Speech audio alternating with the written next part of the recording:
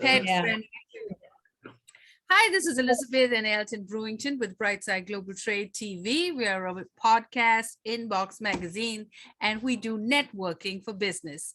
Our mission in life is to empower business and jobs. And we have two wonderful people all the way from Hawaii to tell you about your wealth and how you can be wealthy.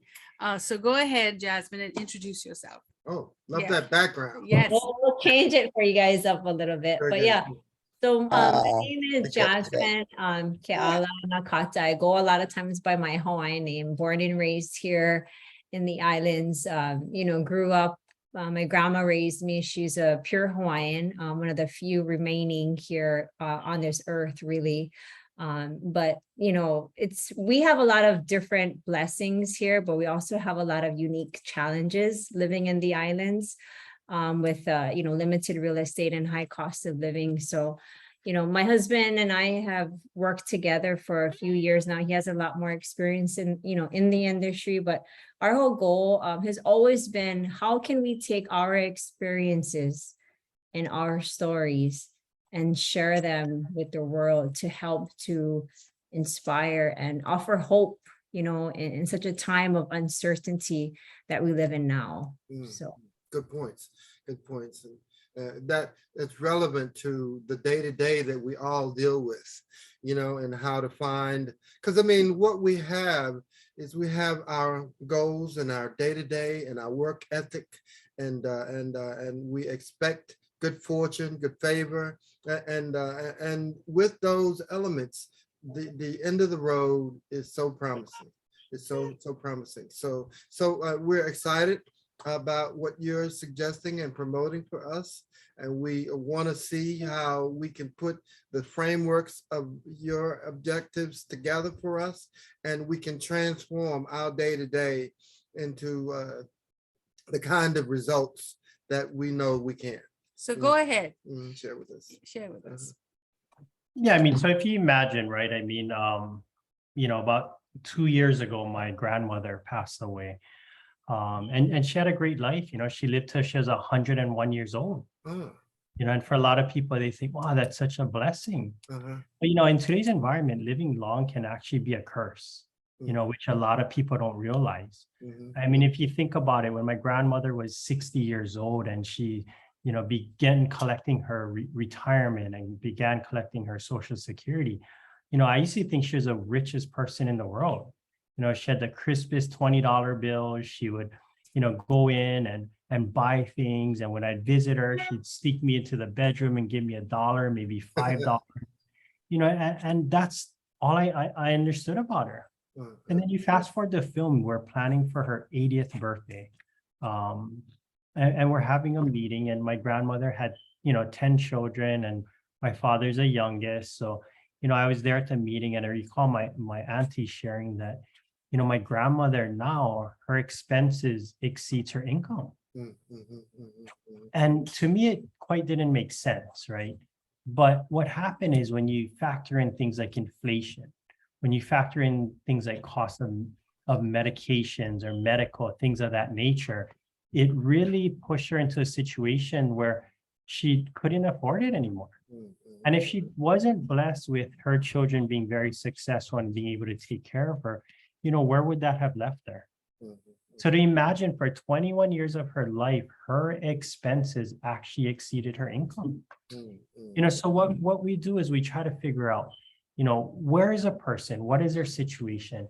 Have they factored in things like inflation, potentially the increases of taxes, right? Medical costs, medications, things of that nature, to really provide them an opportunity to make sure they have enough money. See, we always tell people retirement isn't making sure you have enough money when you retire. It's actually making sure you have enough money when you pass away. And for a lot of people, it doesn't, they don't really think about it in that fashion. And if we think, right, the majority of people, hey, the first 2-3 years of retirement is easy, but it's what happens after that. I always ask people in my workshops a pretty simple question. How many of you would volunteer to live in jail? And for most people, they'd be like, oh, absolutely not. Well, the reason I ask that question is if you have a place to live, a roof over your head, some food, some clothing, but you don't have enough money to go out and enjoy life, do things with your family, your friends, hobbies, or whatever it might be, it's almost like living in jail. And for most of us, if we make small adjustments throughout our lifetime, it puts us in a better position to really be able to enjoy our full life. Meaning, not only while we're working, making sure we have enough money, but also when we retire. We spend so much money, right, on things that a lot of times we don't need, right? We ask people to define, hey, what is the difference between needs and wants? And it's funny. I asked a person in their 80s, they gave me their needs or their wants versus maybe somebody in their 40s or their 20s. It's drastically different. And what we got to understand is we got to give up or sacrifice some of our wants of today so we can make sure we have more than enough to take care of our needs of tomorrow. You see, I always look at it in this fashion. We spend so much money trying to impress people that really don't care, right? Whether it's our car, our clothing, our jewelry, the restaurants we eat at, maybe the trips that we take. A lot of times, yeah, it's great and fun, but if we're not going to have enough in the end, was it really worth it? Then sometimes taking a step back, right, and going through a plan. I always tell people, nothing good has ever happened without knowing the end result before we began, right? If you're going to build a building, you know what that building's going to look like before you begin to build it. But when it comes to our finances, we tend to go forward, right? We do all our planning going forward. And in the end, guess what? A lot of times we fall short. So if we took the time, right, to plan, hey, what do we want our retirement to look like? What do we want our legacy that we leave behind to look like? Things of that nature. Now we know what the end result is, and we can start working backwards to put certain milestones into our life to make sure we hit the goals that we want. Life is about, we got to always sacrifice something in order to get something else, right? We can't have everything we want in life. We can't spend all our money today and still have enough for tomorrow. And we just got to make decisions of how we go and handle our finances. I tell people, hey, look at yourself as a business. If you worked for a company, you would want to make sure that company had a budget, right? Because if it didn't have a budget, you might not get a paycheck. What's no difference in our personal lives? We need to have a budget, right? So we need to know what income's coming in, what expenses going out, so we can be profitable. And those profits for a company, instead, we would be investing it. And if we continue to invest and grow and understand that, hey, a small sacrifice today ends up to be a big result tomorrow, most of us would make that sacrifice. One of the things that is really unique about Kane and I is we're very close to our grandparents, obviously. And, back when I started in the industry in 2009, my grandfather, he's a first generation Filipino from Cebu, but he served in the Korean War. And, this is retroing back. He was still at the age of 70, so active. Hello? Can you hear me? Yes. Yes. Somebody just joined. Somebody just joined. Oh, okay. Hello, whoever that was. Yeah. I joined because my sound hadn't been good. I'm going to leave and hopefully Okay. I can hear by. We'll come back some. later, Miss Britt. Come back Yes. later. Thank you. Yeah. Yes.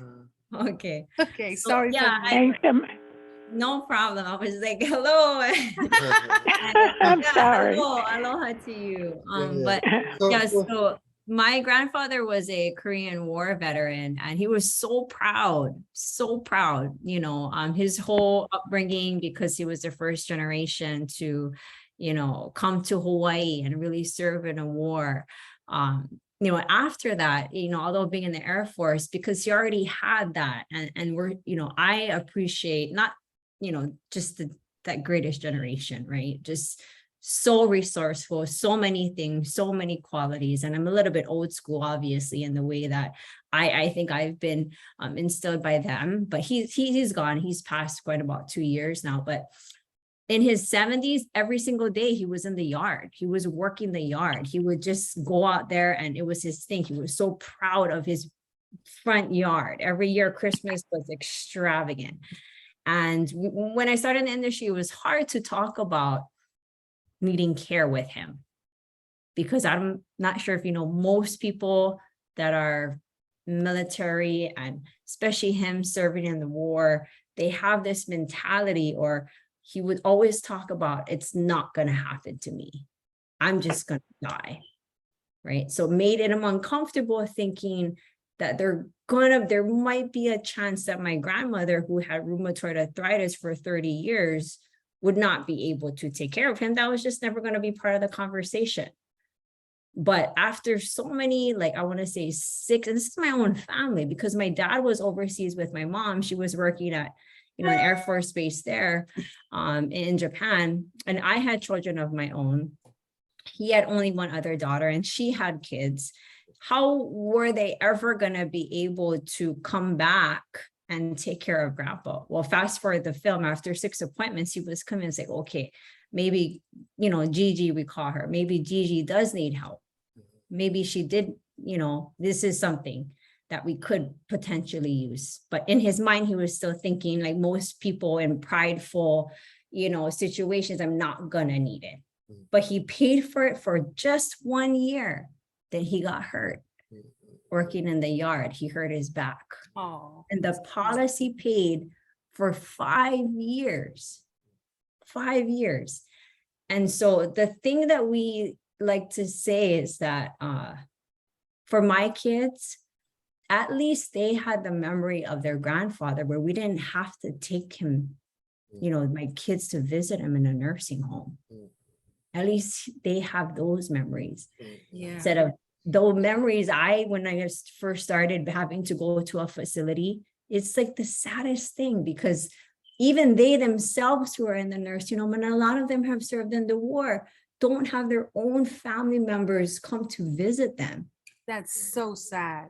Right? Now Yeah, tell us, okay. let me interrupt a little bit, but tell us about the book. Tell us about the book. Yeah. And So, and I talk about it a little bit yes, in the tell in us this. about the book. I Yeah. can't even see. Maybe I should stop the Can't background see it, there. but Yeah. maybe it's the background that's keeping it from being. Maybe I should go to none right here. Yeah. Mhm, There we go. mhm, Yeah. mhm.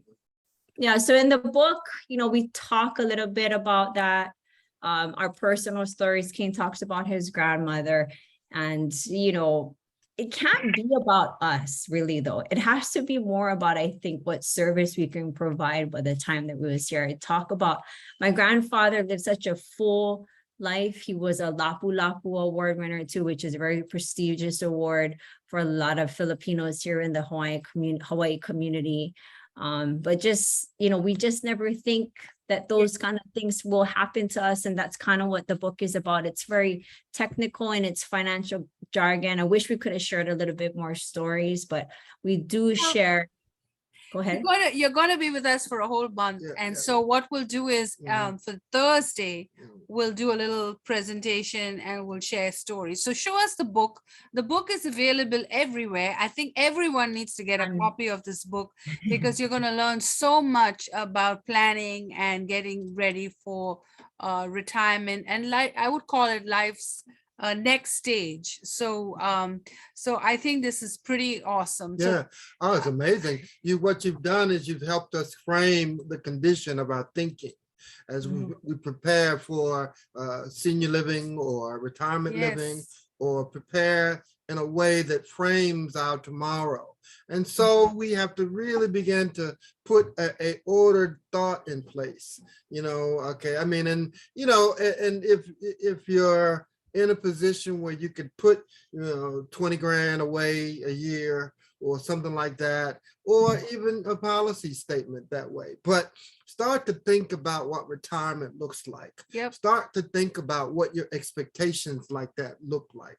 And and we never know. I mean, as you put it, 1 in 4 people now are living to be past 100 years old. Yes. And so, as you put it earlier, the question is having enough money to retire or having more years than you have money to retire. So, but we won't know what that looks like. Yeah. If you have a healthy lifestyle and you take care of yourself physically and you have good health, and then you could put money aside so you can enjoy the life that you like and would expect, then everybody wins. Yes. And also thinking in terms of leaving something behind for your family as a legacy or remembrance that way. That goes a long way in itself. Yes. And So so I want to thank you, and I will come back. We'll come back with questions. But our next speaker is Harold has a Blythe. question. Harold has a question.